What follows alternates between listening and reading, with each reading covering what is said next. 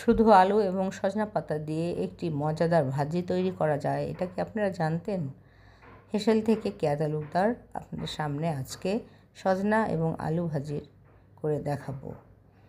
সজনায় অনেক ভিটামিন আছে, যেমন এ, সি, ক্যালসিয়াম এবং আয়রনে সমৃদ্ধ। আলু শক্তিদায়ক খাবার।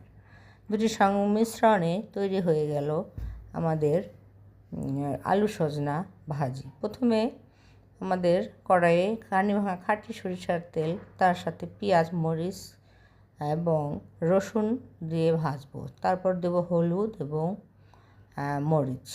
এই হলুদটা হলো বান্দরবনের পাহাড়ি হলুদ। এটা আমার গুঁড়া মশলা, আমার হেসেলে পাওয়া যায়। হেসেল অর্গানিকের একটা সমৃদ্ধ মশলা।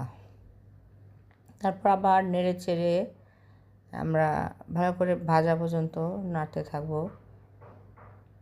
চুলার আঁচ কমিয়ে আমরা ভাজিটা একটু ঢেকে দেব। ঢেকে দেওয়ার পর দেখেন কি অবস্থা। তারপর নেড়ে চেড়ে আমরা দেখব যে আলুটা সিদ্ধ হয়েছে কি না।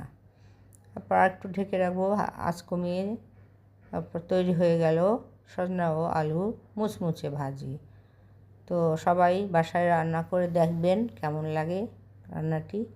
হ্যাঁ, আমার পোস্টে লাইক, কমেন্ট এবং শেয়ার দিবেন এবং চ্যানেলটি সাবস্ক্রাইব করবেন। ধন্যবাদ সবাইকে।